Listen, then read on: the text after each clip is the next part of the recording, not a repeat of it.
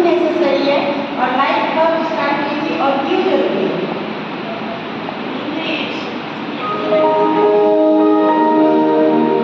First में आपको अपना इंट्रोडक्शन देना था। Biology, a beautiful field of mathematics where division and multiplication are the same thing. Since we are doing bad biology jokes, do you know what does DNA stand for?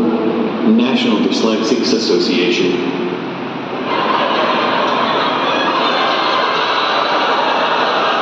Enough cringe. Let's get started.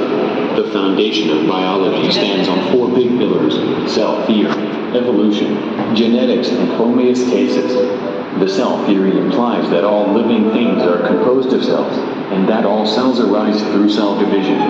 These little building blocks are able to grow, produce proteins, divide, multiply, and other cool stuff thanks to metabolism, the process of converting food into energy and building materials.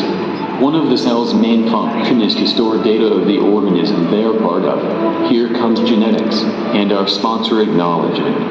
Save 15% on your first order of the Raycon wireless earbuds by following this link, available in the description. This data is stored in a special molecule called DNA. The unit of memory in a DNA molecule is the gene, which is way cooler than those pathetic bits of any hard drive. In a single gram of DNA, you could store 215 petabytes or 215 million gigabytes. For reference, to store all of the videos from YouTube, you would need 320 petabytes of storage, or a gram and a half of DNA, still not enough for the new Call of Duty update. The information stored in the DNA is used for assembling new proteins and dictate how an organism will look like and function. After cell division, the DNA is copied in the new cell. But there is a small chance that the replication will not go as planned and some genes will be altered.